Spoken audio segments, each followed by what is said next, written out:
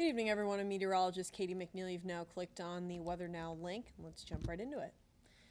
So we're taking a look at our wind advisory here, which is now in effect and will stay in effect until 7 p.m. tomorrow on Monday, with wind gusts up to 55, even a little bit higher in some spots, miles an hour on and off throughout the day, especially starting kind of late morning, early afternoon on Monday, lasting right on throughout the day. But we're already seeing those wind gusts starting to work their way in here as conditions are now much drier, with our very long-winded winter storm system finally exiting our immediate area, moving away towards the northeast. But before it moved away, we even got some thunderstorms from the system. So snow, mixed precipitation, freezing rain, and sleet.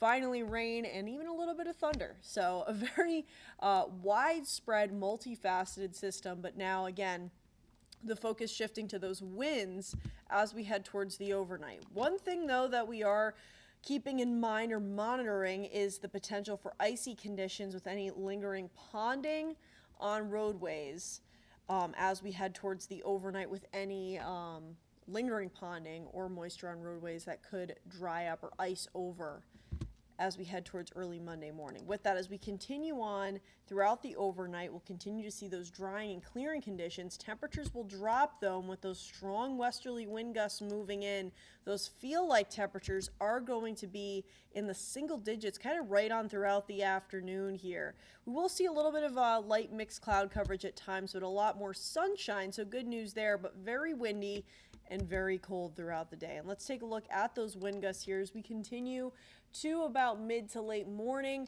Wind gusts you can see isolated even over 60 miles an hour, potentially in some spots out towards the coastal areas and communities, offshore as well, inland up to 55 miles an hour, pretty much across the board here. And that's going to continue on, starting to lighten up a little bit towards the late evening overnight, but still very windy as we head towards Tuesday as well, although that wind advisory will be expiring. So with that, the potential weather impacts from this system: down branches or weakened trees potentially throughout the day here, down power lines, which could contribute to potential power outage issues as we head towards kind of the daytime, afternoon, evening hours as well.